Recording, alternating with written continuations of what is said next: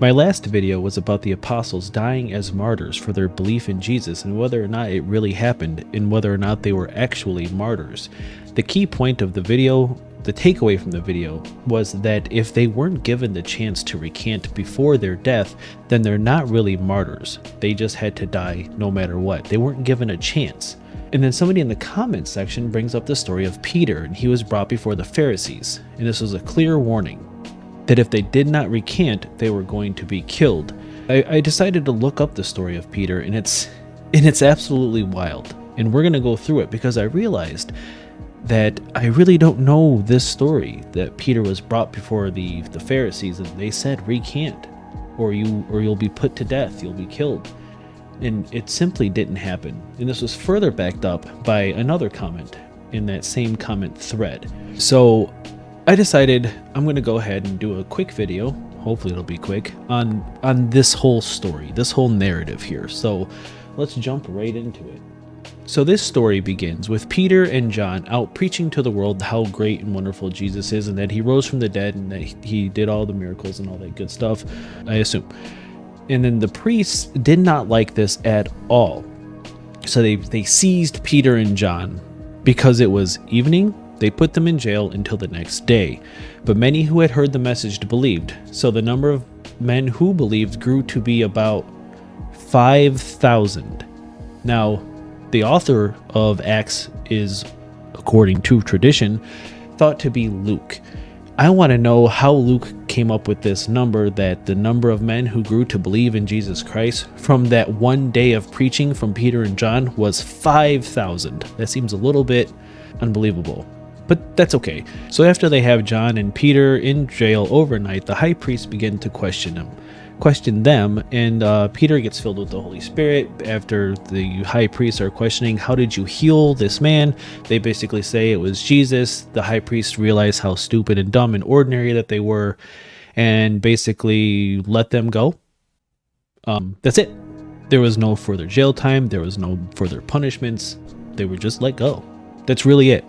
This is in the comment section. This is the story that they were trying to sell me, that Peter and John, at least Peter in this case, knew that he was being marked for death. He had a target on his back because they were held in jail overnight, and then they were let go after the priest realized that, wow, this really is a miracle. We can't say anything against this. The proof is right there.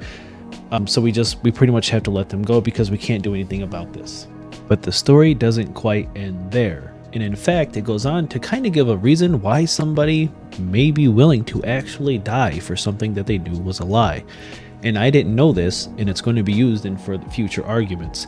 So after they get done with the whole, they get let out of jail, they go back and tell their congregant what the Pharisees and the high priest whatever had said. And then they do some type of prayer. The building shakes, and then all of the believers start selling off all of their possessions, their land, their everything. They just sold it. And then they brought it to the apostles. Interesting. Why would somebody die for something that they knew was a lie? Well, maybe it's because their believers were selling everything they owned and giving them the money.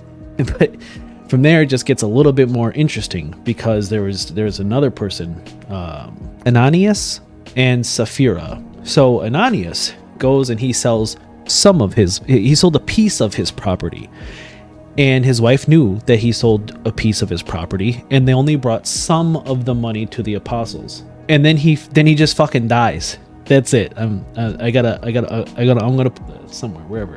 I'm gonna put it up here. Why did he die, you ask? Well, it's not really explained. How did he die? Who knows? Did God do it? Did the apostles kill him? Did Jesus do it? I don't know. He literally just dies. Well, then his wife comes in, and she knew all about this, about the fact that they wanted to keep some of their own money from the property or land or possessions that they sold. Not all of it, mind you. They did give some to the apostles. It doesn't really say the exact ratio of what they decided to keep versus what they decided to give. But she knew about this, and they confront her. And okay, so it actually was land, according to the story, not just possessions. They sold their land, they decided to keep of it. They confront her, and they say, "Is this how much you got for your land?" And she says, "Yes, that's how much we got." She said, "Well, guess." Then the the apostles, Peter specifically said, well, guess what? The people who just buried your husband, they're at the door now, and they're going to bury you too. And then she just fucking dies. She goes the same way that her husband went. They say, hey, they're gonna bury you with your husband who just died for some reason. And then she just dies. And then the very next title, if you will, the next section of this part of Acts is titled "The Apostles Heal Many."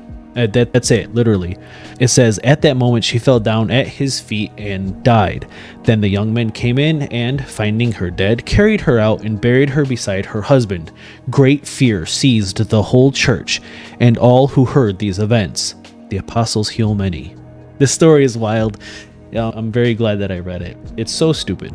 And I'm going to end it with this. After, reading through the various parts of the New Testament, my main thought here is, how nice would it have been of God to tell his chosen people, the people that he interacted with so much in the Old Testament. He was talking to them. He was there. He was doing all types of stuff with his chosen people.